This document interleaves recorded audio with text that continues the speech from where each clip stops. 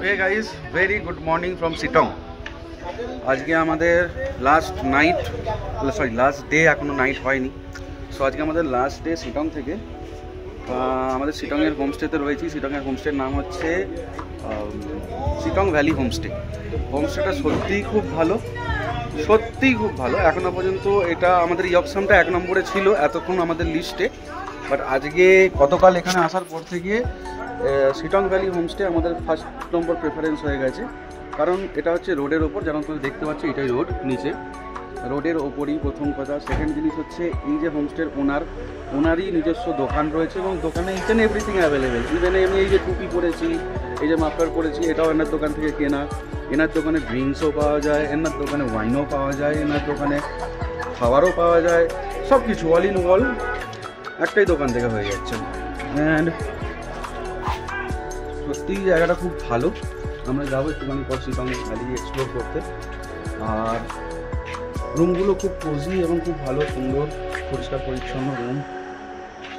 তুমি দেখতে পাচ্ছ সিটং ভ্যালি আমার ব্যাকে।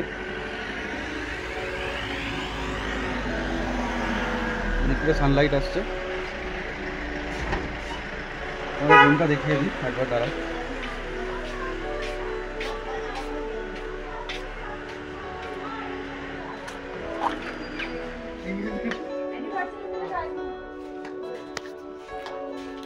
এটা আমার রুম। ওয়াশরুমটা পরিষ্কার পরিচ্ছন্ন, নতুন। অ্যান্ড এখানে আমার ল্যাপটপ খোলা আছে, কপি হচ্ছে। এটা আমি সিঙ্গেল রুম নিয়েছি, আমার পার্টিকুলার সিঙ্গেল, আমি একাই থাকছি এই রুমটাতে। অ্যান্ড ছোটোখাটোর মধ্যে ভালো রুম। বাকি আরও অনেক রুম আছে, যেমন রাহুলদের রুমটা দেখায়। আচ্ছা, এখানে আমি অতনুদাদের রুমটাই দেখিয়ে দিয়েছি। অতনুদাদের রুমটাও খুব ভালো। অতনুদাদের রুমে ওখানে একটা বেড, এখানে একটা বেড, আর এখানেও একটা ডবল বেড। মানে দুজন 4জন, একদম 5জন শুতে পারবে এই রুমটাতে। ঠিক আছে, বাথরুম পরিষ্কার পরিচ্ছন্ন। ঠিক আছে, অ্যান্ড ফায়ার প্লেসও আছে এখানে, যদি খুব ঠান্ডার সময় আসো ফায়ার প্লেসও আছে। সো বেসিক্যালি রুম বড়। এই যেমন অতনুদের রুমটাতেও 3খানা বেড আছে, রাহুলদের রুমটাতেও 3টে বেড আছে। জাস্ট মিনিট, এই চলো তো রুমটা দেখাবো। তোদের রুমটা বেশ বড়। তো রাহুলদের রুমে এখানে একটা বেড, এখানে একটা বেড, আবার ওখানেও একটা বেড। তো এই রুমটাতেও মোটামুটি 5জন শোয়া যাবে, এরকম একটা কন্ডিশন রয়েছে। 5জন না হলেও, হ্যাঁ 5জন তো শোয়া যাবে ইজিলি। বুলেট আলাদা। একটা কথা বলি, এই নলেজের জন্য বলছি। বুলেট মানে বুলেট এনফিল্ডের ভালো লাগছে এই জায়গাটা। ঠান্ডা মোটামুটি আছে, প্লেজেন্ট ওয়েদার। ঠান্ডা সেরকম নাই, বাট প্লেজেন্ট ওয়েদার রয়েছে যেখানে আমরা রয়েছি। সো একটু পরে আমাদের ব্রেকফাস্ট হয়ে গেছে অলরেডি। অ্যান্ড একটু পরে আমরা বেরোচ্ছি আবার সিটং ভ্যালি এক্সপ্লোর করতে। সো বেরিয়ে তোমার সঙ্গে মোটর ব্লগিং সেটআপে কথা হচ্ছে। Bye bye. Good morning guys, শুরু করছি আজকের রাইড। আজকে আমাদের লোকাল সাইট সিইং সিটংয়ের। ভগবানের কাছে এটাই প্রার্থনা করি, যেরকমভাবে শান্তভাবে, সুষ্ঠুভাবে আমরা এত দূর পর্যন্ত ড্রাইভ করে এসেছি, সেরকমভাবে যেন আমরা আবার বাড়ি ফিরে যেতে পারি। হর হর মহাদেব। Let's go. গাড়ি স্টার্ট করছি সকালবেলায়। ঘড়ির টাইম এখন বলে দিচ্ছি দাদা, 9:45, 9:45 বাজে। সূর্য মাথার ওপর। এখানে খুব বেশি ঠান্ডা নেই, তো হালকা একটা জ্যাকেট শুধুমাত্র গায়ে দেওয়া আছে। চলো, প্রথম আমাদের যে ডেস্টিনেশন আছে আজকে, এটা হচ্ছে অরেঞ্জ গার্ডেন, সিটং।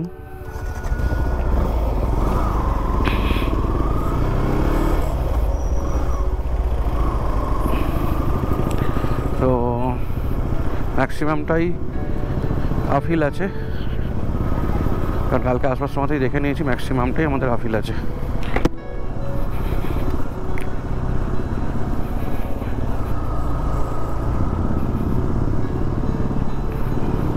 গাড়িতে লোড নাই আজকে, অনলি ট্যাঙ্ক ব্যাগ।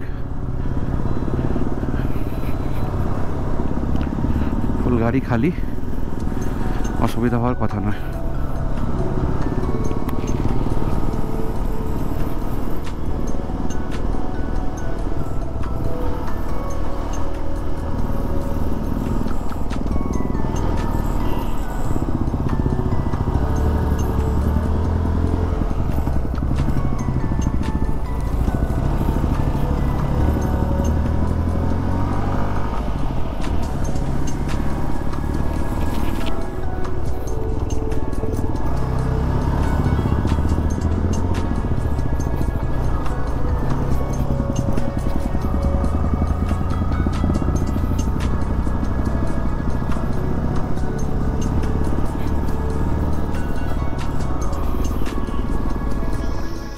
তো Sittong, welcome to orange garden.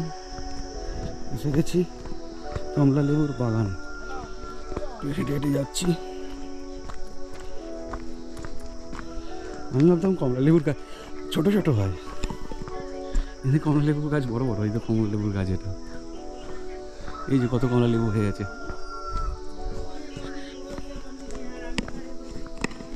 এই দিক দিয়ে তো নাকি? এই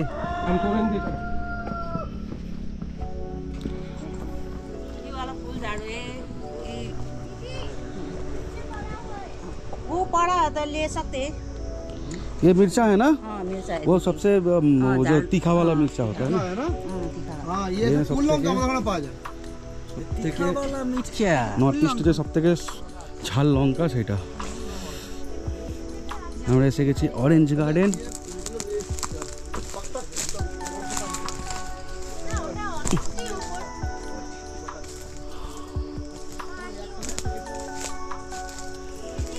কমলা লেবু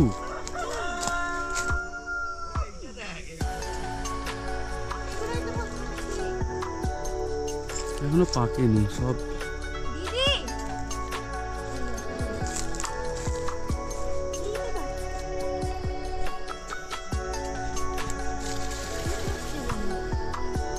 এখানে এই যে এটা যেমন পাকা কমলা লেবু, হালকা হালকা পাক ধরেছে।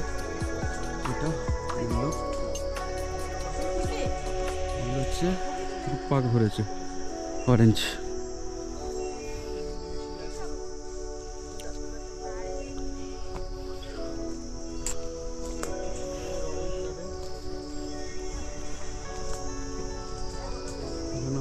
পুরো গাছটা কমলা লেবুতে ভর্তি, ভালো লাগছে।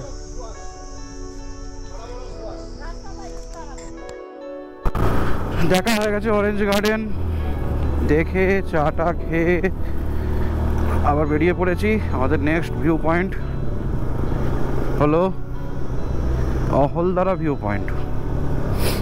চলো গিয়ে দিয়ে দেখি কি আছে সেখানে।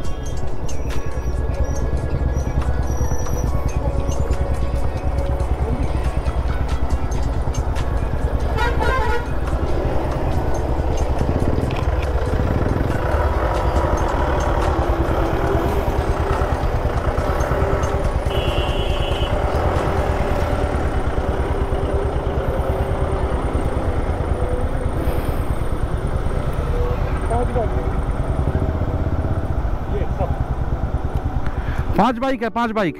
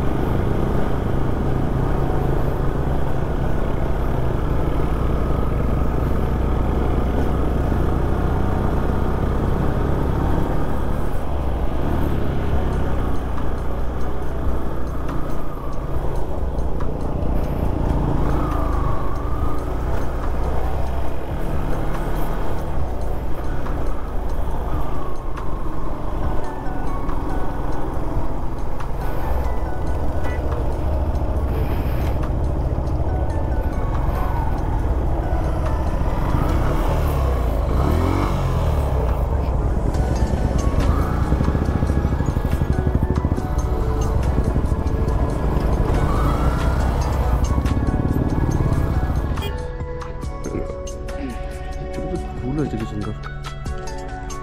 এসে গেছি অহলদারা ভিউ পয়েন্টের দিকে যাচ্ছি। পার্কিংয়ে গাড়ি রেখে একটু হেঁটে যেতে হবে, দেখি কি আছে। এসে গেছি। চড়াই এলেই প্রচুর সমস্যা। এখানেও চা বাগান অহলদারা।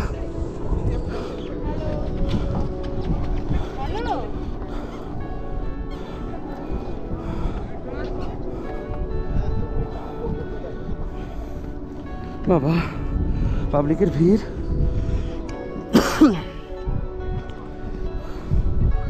এটা চা বাগান আছে, এগুলো চা গাছ। নিচ দিয়ে রঙ্গিত নদী বইছে। তাহলে তিস্তা দাদা দাদা দেখে নিচ্ছি, দেখলেই বুঝতে পারবো। এখানে একটা 360 ডিগ্রি ভিউ আছে, টোটাল এরিয়াটার 360 ভিউ।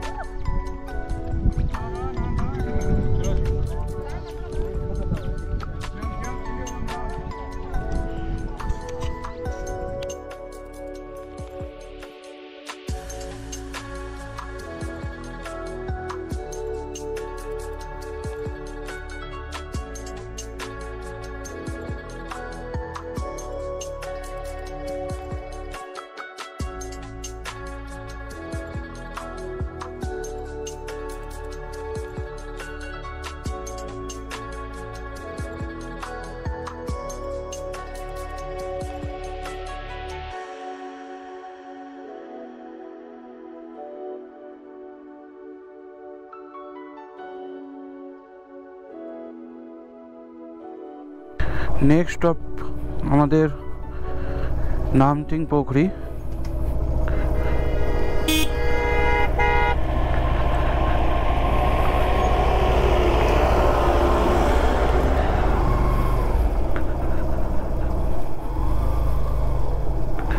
কিন্তু নামটিং পোখরি যাওয়ার জন্য যে রাস্তাটা গুগল ম্যাপে মেরে রেখেছি, সামনে থেকে 3খানা ফ্যাঁকড়া দেখাচ্ছে।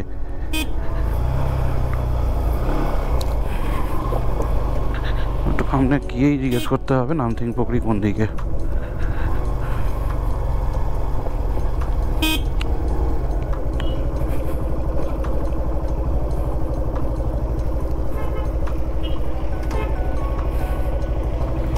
नामथिंग पोखरी जाना के लिए कहाँ कौन सा रास्ता है? ये ऊपर वाला।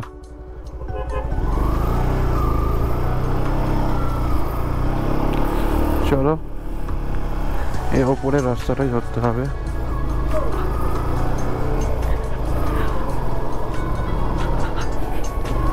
কিন্তু এখানে দাঁড়াতে পারা যাবে না, পুরোপুরি ঢালান আছে।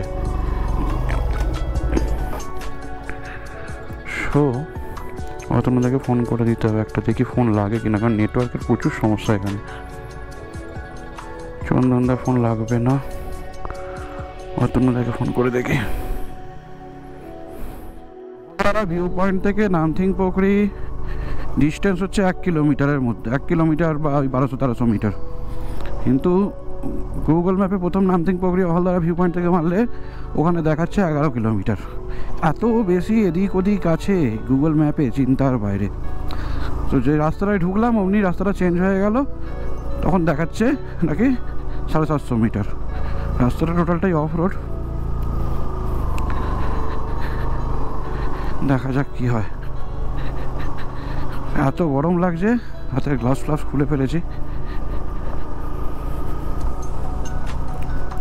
পুরোটাই টান চড়াই আছে, পুরো চড়াই আছে।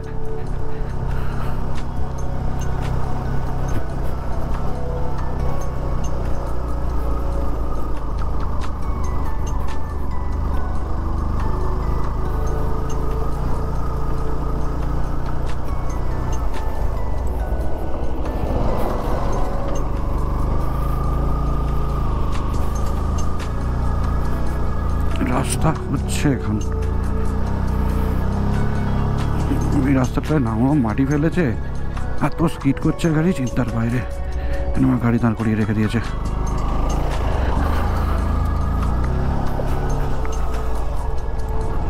পিছনে জলের গাড়ি,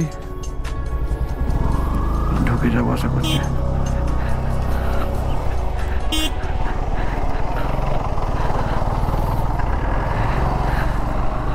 হনুমান স্ট্যাচু আছে একটা, এই হনুমান স্ট্যাচুটাই মেবি নান্তিক বকরি। আগে কি রাস্তার একবারে যাচ্ছে তাই অবস্থা। নামচিং পোখরি আমাদের হয়ে গেল। নেক্সট এখানে শুধু একটা হনুমান মন্দির ছিল, বজরংবলী মন্দির, আর এখানে একটা লেক আছে। লেকটা দেখার মতন এখন কিছু নেই, শীতকালে জল শুকিয়ে গেছে। শীত গরম মানে বর্ষাকালে নাকি দেখার মতন হয় এটা। সামনে কি রাস্তা বন্ধ?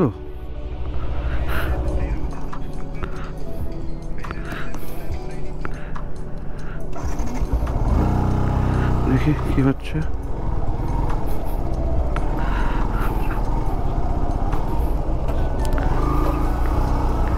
যাওয়াটা প্রচুর চাপের, বের করে নিয়েছি।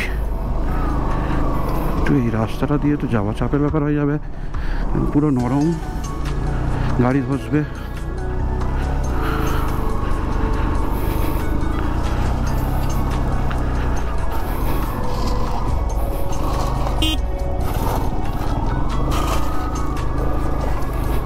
বিভৎস গরম, বাপরে বাপ, সেই লেভেলের গরম লাগছে।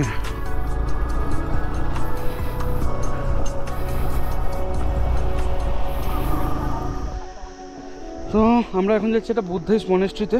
কি নাম জানো বুদ্ধিস্ট মনেস্ট্রিটা? বুদ্ধ মনেস্ট্রি, শিটংয়ে বুদ্ধ মনেস্ট্রি। শিটংয়ে একটা বুদ্ধিস্ট মনেস্ট্রি আছে এখানটা করে, আমরা ওখানেই যাচ্ছি।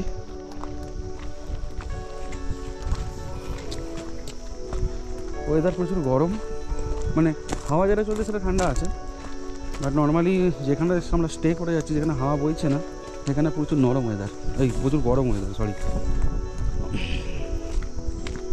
এই ফ্ল্যাগগুলো যদি কালারফুল হয় না, হেভি লাগবে, এই হাওয়ায় উড়ছে।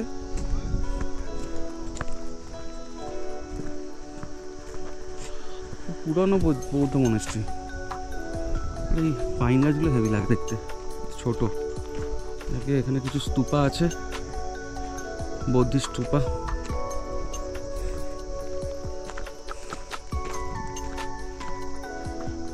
এটা অ্যাকচুয়ালি মনেস্ট্রি।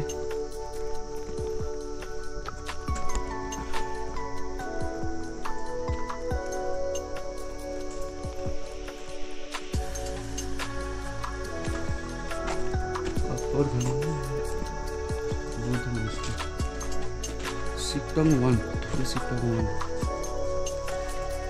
চলো, কাঠের বাড়ি। গোপ্রো একটা ব্যাটারি শেষ না, ওই 20-30% আছে। আমি খুলে দেখে দিয়েছি, আবার সেই রাস্তার মাঝখানে গাড়ি দাঁড় করিয়ে কে গোপ্রো ব্যাটারি চেঞ্জ করবে। এনিওয়ে, আমরা বুদ্ধিস্ট মনেস্ট্রি ঘুরে নিলাম, অ্যান্ড কিছু ছিল না, জাস্ট একটা মনেস্ট্রি বুদ্ধদেবের মানে অনুগামীদের।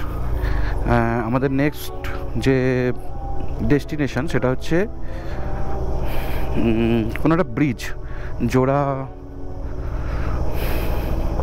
মনে পড়ছে না নামগুলো, বড্ড কেমন কেমন। তো যাই হোক, সেখানে যাচ্ছি আমরা, বেরিয়ে পড়েছি, লেটস গো। অনেকটা ডাউন হিল আছে, ডাউন হিলেই আমার ভয় সব থেকে বেশি লাগছে, কারণ গতকাল একটা অলরেডি মিস হ্যাপেন্স হয়ে গেছে, গাড়ির ব্রেক ফেল হয়েছিল। যাই হোক, আশা করছি নেক্সট আর হবে না, কারণ আমরা তো অলরেডি সিকিং ফিকিং রাইড করে এলাম, তো এখানে এসে কেন হলো আমার আইডিয়া নেই। এনিওয়ে, চলো, গাড়ি তো খালি আছে আজকে, গাড়িতে লোড সেরকম নেই, ব্রেক না ফেল হওয়ারই কথা। চলো, আমরা এখন যাব কোনো একটা ব্রিজে, লেটস গো।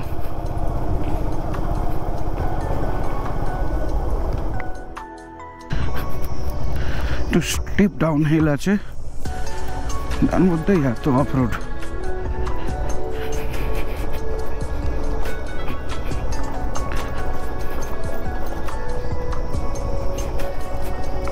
সামনের ব্রেক ধরে আছি, ফায়ার ব্রেক এখনো পর্যন্ত ইউজ করিনি।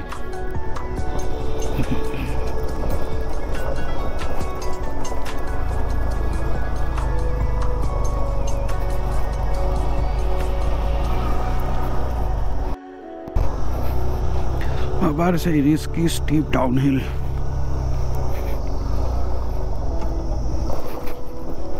বাপরে বাপ, আবার তার সঙ্গে অফরোডিং, এটাই সবথেকে বড় সমস্যা। রাস্তাটা যদি ঠিক হয় না তাহলে ডাউনহিল থাকলে অসুবিধা হয় না, এরকম রাস্তা যদি থাকে, কারণ ব্রেক মারলে ব্রেকটা ধরে যায়। যখন আমার মনে হচ্ছে স্পিড বেশি হয়ে গেছে, আমাকে ব্রেক মারতে হবে, তো ব্রেকটা নিয়ে নেয়। বাট যখন বাজে রাস্তা থাকে না, চাকা স্কিড করতে শুরু করে দেয়, ওটাই চাপের ব্যাপার। সামনে আবার জ্যাম।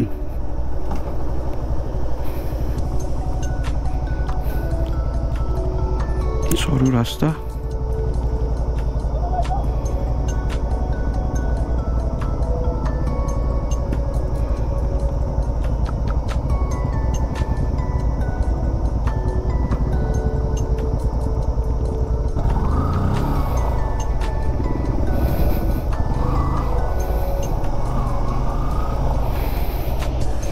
বাপরে বাপ। ডাউনহিলটা দেখতে পাচ্ছ তোমরা কি অবস্থা? এই গাড়িটা আমার পিছনে ছিল, একটা ডাক্তারের গাড়ি মেবি, গাড়িটা আমার পিছনে ছিল। আমি গাড়িটাকে ছেড়ে দিলাম সামনে, কারণ ওর যদি বাই চান্স ব্রেক ফেল হয় আমার ঘাড়ে চলে আসবে। সামনের ব্রেকের উপর নামছি, পুরো পিছনের ব্রেক ফ্রি করা আছে।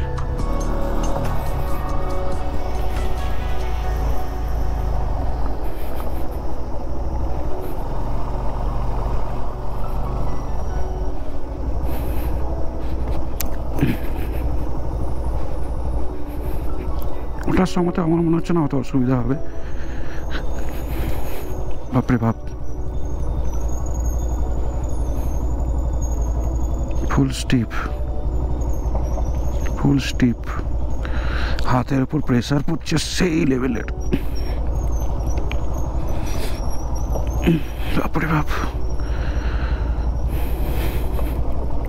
বেশিক্ষণ পায়ের ব্রেক ধরে রাখা যাবে না, ছেড়ে দিতে হবে পায়ের ব্রেককে।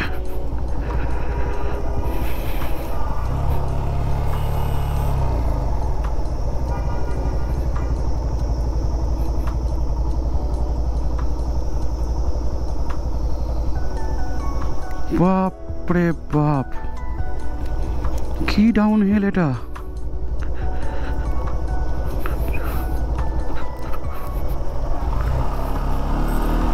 উফ, হাত লাল হয়ে গেছে, দেখতে পারো পুরো হাতটা যেখানটা হ্যান্ডেল বার ধরেছিলাম লাল হয়ে গেছে।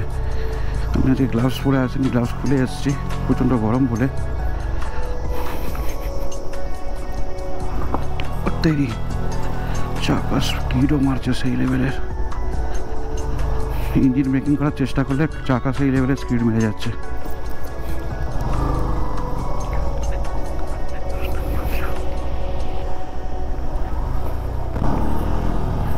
যা ডাউন স্টিপ আছে, রাহুলের কনফিডেন্স ল্যাক করছিল। রাহুল মানে যার হান্টার, তো ওর ওয়াইফকে চন্দনদার ক্লাসিক 350-তে চাপিয়ে দেওয়া হয়েছে। রাহুলের বউ এখন চন্দনদার 350-তে রয়েছে, চন্দনদা নিয়ে যাচ্ছে, চন্দনদার এক্সপিরিয়েন্স রাইডার। রাহুলের কনফিডেন্স ল্যাক করছিল। যাকে একটু সামনের ব্রেক দিয়ে যাচ্ছে।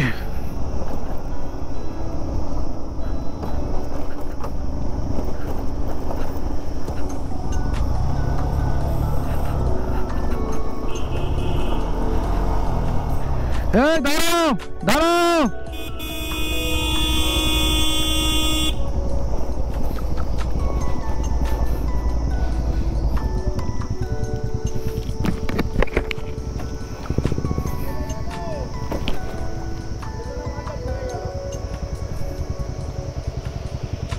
কি হয়েছে? কই? ঠিক আছে, যাবে তো এখন নাকি?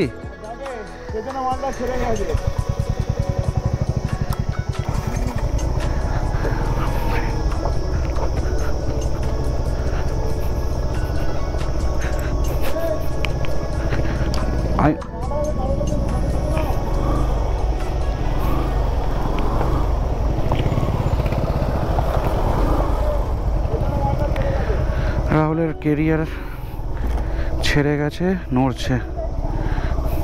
এটা নয় স্যাডেল স্টেটে টাইট করলাম, এই মালটা তো কিছু করার নেই। ও ঝাল মারতে হবে ওটাকে ঝাল দিতে হবে, ওটা ঝাল দিতে হবে।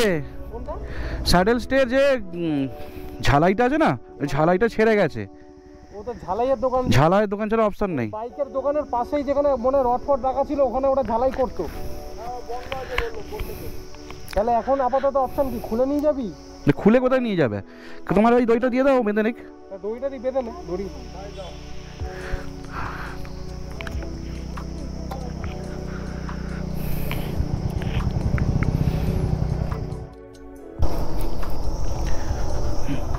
আমরা প্রায় বহুক্ষণ ধরে পাহাড়ের ওপর দিয়ে নেমেই যাচ্ছি, প্রায় 7-8 কিলোমিটার দূরে, আর পুরোটাই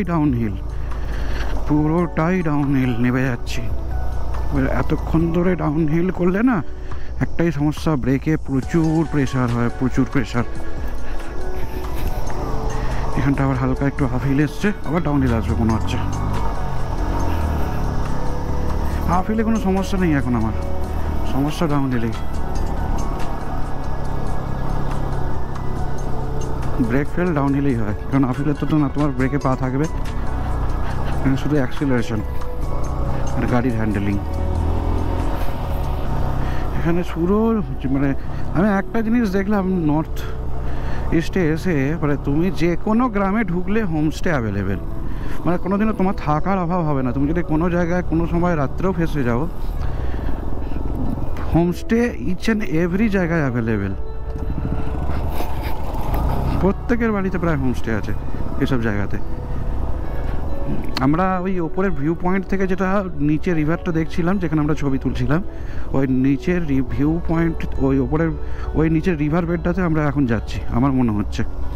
ওই আবার ডাউনহিল এসে গেছে, কারণ ওই আমার চাইছি রিভার বেডে একটুখানি ছবি তুলতে। দেখি রিভার বেডে, কারণ জোরাথাং ব্রিজ না কি একটা ব্রিজ আছে, তো ব্রিজ যখন আছে নিচে নদী ডেফিনেটলি আছে। এবার ব্রিজটা নদীর কত ওপরে সেটাই এখন দেখার। যদি খুব বেশি ওপরে হয় তাহলে হয়তো নিচে নামা যাবে না, বাট যদি ব্রিজটা নদীর খুব বেশি ওপরে না হয় তাহলে সেই ক্ষেত্রে নিচে নামার হয়তো একটা অপশন থাকে, বা ব্রিজের আশপাশ দিয়ে যদি কোনো রাস্তা যায় যেটা গিয়ে নদীর আশেপাশে গিয়ে দাঁড়িয়েছে, তাহলে সেখানে রিভার বেডে আমরা একটুখানি টাইম স্পেন্ড করবো। আমার ইচ্ছা আছে টাইম স্পেন্ড করবার, যদি সেরকম পজিশন পাই।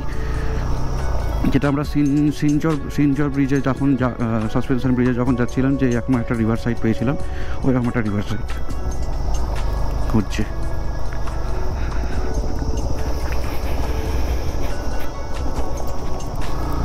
চলো,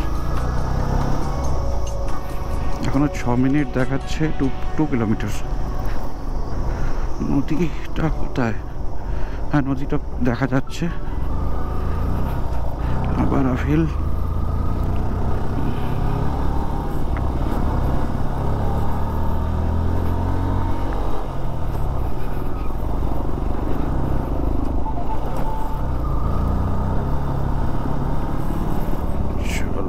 আমরা প্রায় এসেই গেছি ব্রিজের কাছাকাছি। এটা একটা ভ্যালি টাইপের জায়গা, তো অনেক ছোট বড় বাড়ি আছে, বেশ সুন্দর একটা ভাস্ট।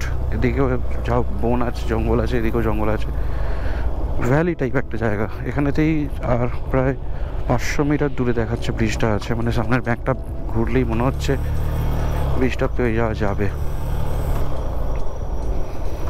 চলো দেখা যাক কি আছে ব্রিজটায়।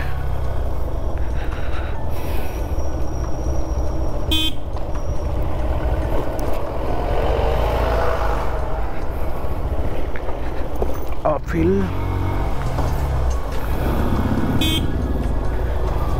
এন্ড সামনে, আচ্ছা ওইখানে ব্রিজটা দেখতে পেয়ে গেছি ডান দিকে।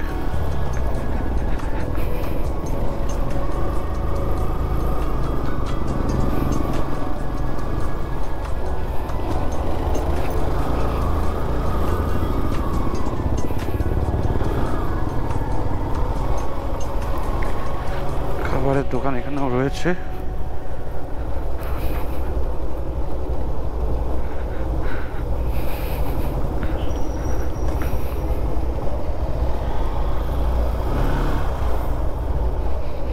ব্রিজের ওপর এখন হয়ে গেছে জ্যাম, গাড়িগুলো আমরা এখানে ঠোঁটে লাগাই, এরমভাবে লাগাও, এরমভাবে লাগাও। যোগীঘাট ব্রিজ এসে গেলাম, দেখাচ্ছি তোমাদের কীরকম ব্রিজটা। তো এসে গেছি যোগীঘাট ব্রিজ।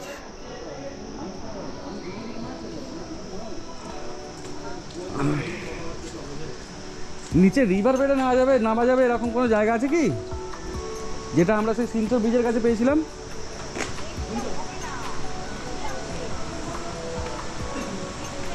ফ্ল্যাগগুলো ওটা খুব সুন্দর দেখতে লাগে, এই ফ্ল্যাগগুলো উঠছে।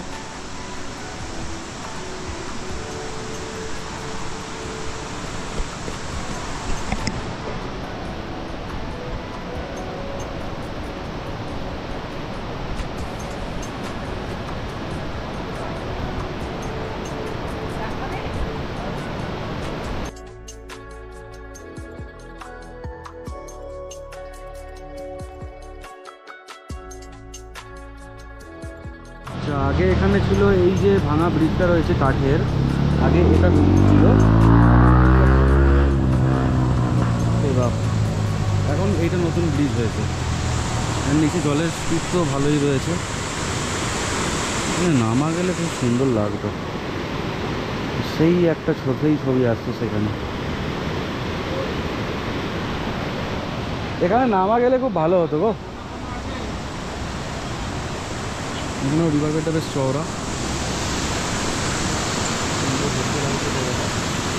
হোল্ডারটা দেখো কি বিশাল।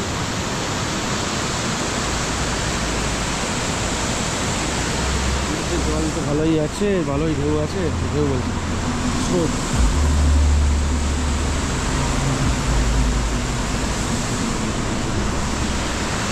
হোল্ডারগুলো সেই লেভেলের মোটা এবং বড়।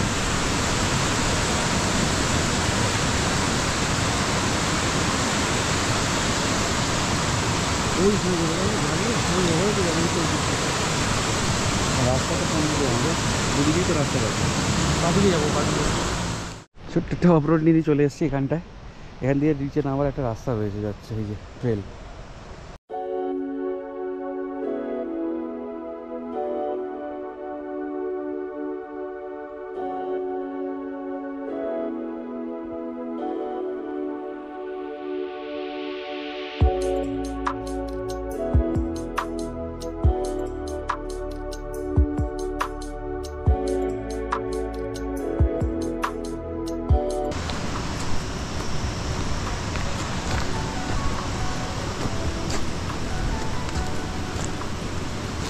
জলটা পুরো পরিষ্কার স্বচ্ছ, পুরো নীলচে জল,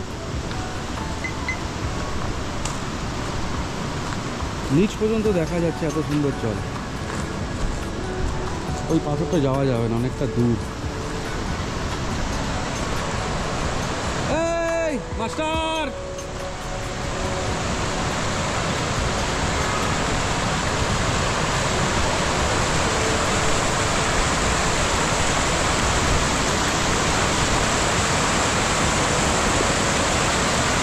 জলের স্রোত সেই লেভেলে আছে।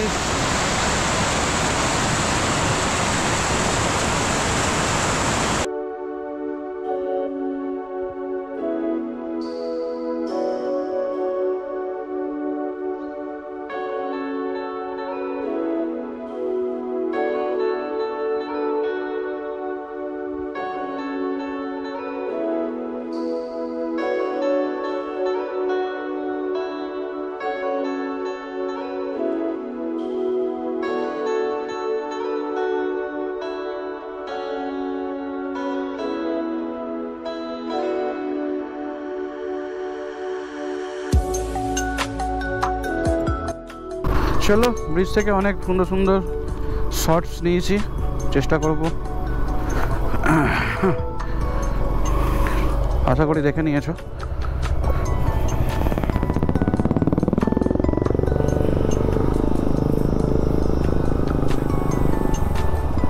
ও মাঝে মধ্যে রাস্তা এত খারাপ আসছে যে বলার কথা নয়।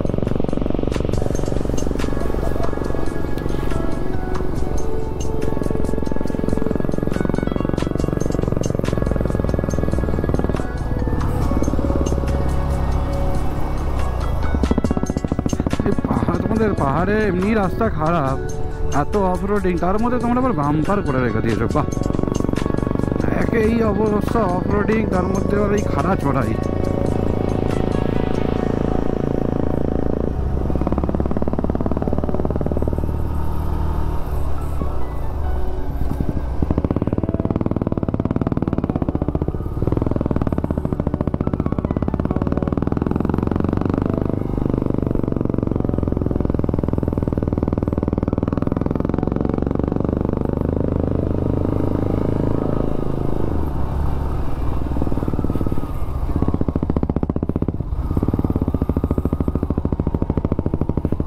বাপরে বাপ, পা ফেলতে হবে।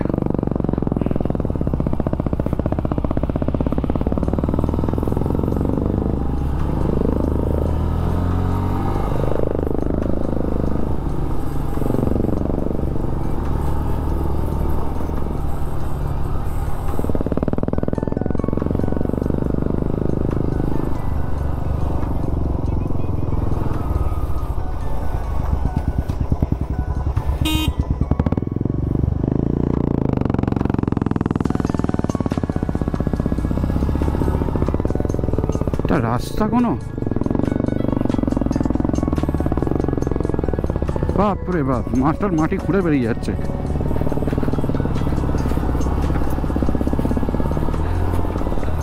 অফ রোডিং টায়ার লাগানো আছে না, বিটগুলো ভালো, ওইটাই মাটির গ্রিপটা তৈরি করছে।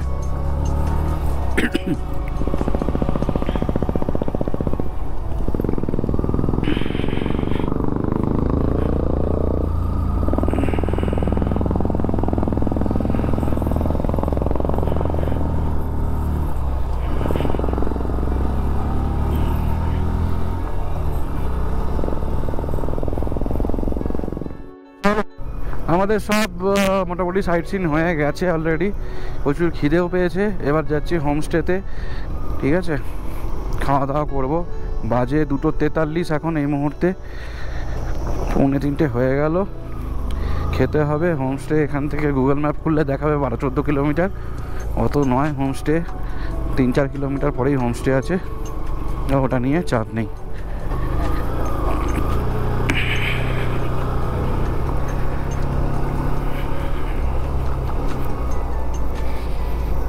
আজকে আমাদের পাহাড়ের ওপর লাস্ট ডে। কালকে থেকে আমরা একদম পাহাড় থেকে নামবো, শিলিগুড়ি ঢুকবো। এখান থেকে 20-25 কিলোমিটার শুধুমাত্র হিলে রাইড আছে কালকের। 20-25 নয়, সরি ভুল বললাম, 45 কিলোমিটার আই থিঙ্ক শিটং থেকে শিলিগুড়ি। সো কালকে 45 কিলোমিটার, মানে ওই 1-1.5 ঘন্টার রাইড আছে শিটং টু শিলিগুড়ি। দেন তো একদম পুরো প্লেন রাস্তা, সমতল। একটু বাইকের চেনটা ক্লিন করে লিউব করে নেবো, কারণ কালকে 650। বাবারে বাবারে বাবারে বাবারে, না না না না না না না,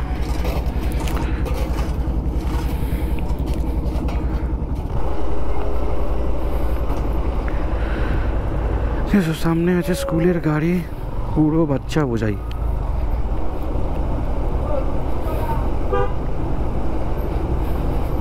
চলো এদের পিছনে, এটা 4 মাথা মোড়টা, এখান থেকে বাঁদিক।